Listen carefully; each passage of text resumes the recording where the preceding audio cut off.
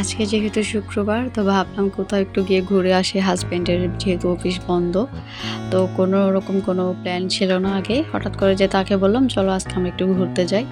তো আমাদের বোয়ালখালীতে মানে কদুরকিল যে রাস্তাটা আর কি, চট্টগ্রামে যারা আসছেন তারা জানেন এখানে একটা মানে আছে মানে রিভার ভিউ বলে যেটাকে সবাই।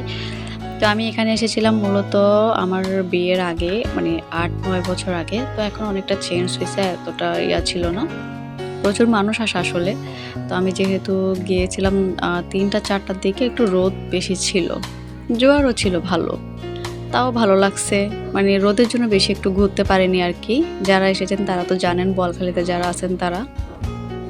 তো আসলে এত মানুষ ছিল, আমি এখানে ফোনটা বের করতে খুবই নার্ভাস ফিল করতেছি। আসলে কোথাও গেলে আমি এরকম ফোন বের করতে নার্ভাস লাগে আসলে আমার। তো যার জন্য আমি যে মানে অনেক বেশি রোদ ছিল তখন। এই ভিউটা আসলে সবচেয়ে সুন্দর লাগে আপনার বিকালে, পরন্ত বিকালে এত যে ভালো লাগে ভিউটা মানে বলার বাইরে। তো আমি যেহেতু পটিয়া থেকে গেছি, মানে আমার শ্বশুরবাড়ি তো পটিয়া, তো পটিয়া থেকে আমি গেছি।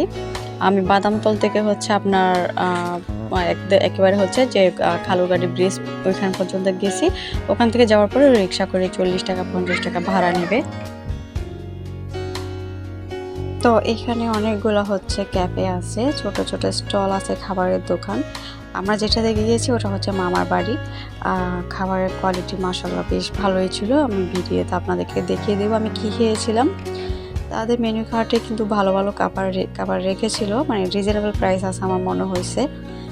তো আমরা হচ্ছে এখান থেকে, আমি যেহেতু এরপরে আমরা একটা জায়গায় যাব, ওইখানেও হয়তো খাওয়া দাওয়া করা লাগবে, যার জন্য হচ্ছে আমি বেশি খাবার খাইনি।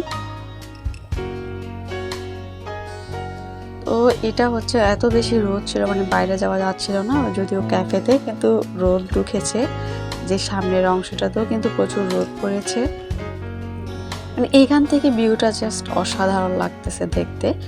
আমি যেহেতু আগে একবার গিয়েছিলাম অনেক বছর আগে, তখন কিন্তু এতগুলো স্টল ছিল না। যত মানে দিন হচ্ছে যাচ্ছে, যত দিন যাচ্ছে তত কিন্তু হচ্ছে ভালো ভালো স্টল হচ্ছে, এখানে বেশ হচ্ছে উন্নত হয়েছে।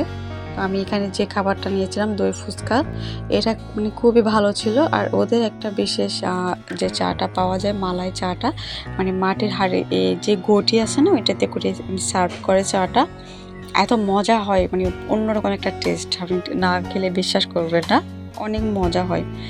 তো অনেকে যারা হচ্ছে বোয়ালখালীতে এরিয়াতে আছেন, আমার ভিডিওটা দেখছেন, অবশ্যই একটা লাইক দিয়ে হচ্ছে আপনি একটা সুন্দর কমেন্ট করবেন যদি আপনি গিয়ে থাকেন।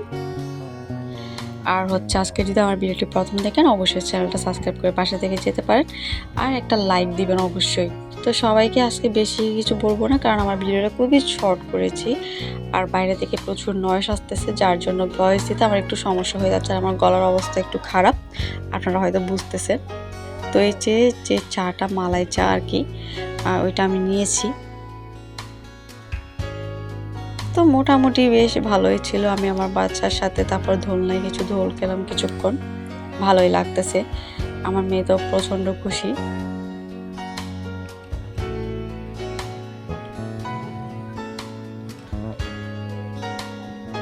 তো যারা এসেছেন অবশ্যই কমেন্টে জানিয়ে দিবেন। তো ভিডিওটা বেশি বড় করলাম না, আমি হচ্ছে ভিডিওটা ছোটো রাখার চেষ্টা করেছি। আর বললাম তো আমি আসলে এত ভিডিও ফুটেজ নিইনি, যদিও খুব ভালো সুন্দর ভালো ভিউ ছিল।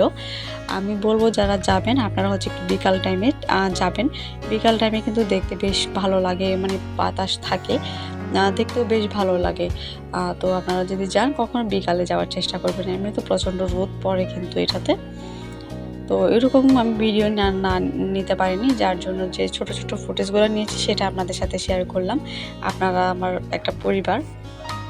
তো ভিডিওটি কেমন লেগেছে অবশ্যই কমেন্ট সেকশনে জানিয়ে দিবেন। আর আপনারা ধৈর্য সহকারে যদি ভিডিওটা দেখে থাকেন, ধন্যবাদ।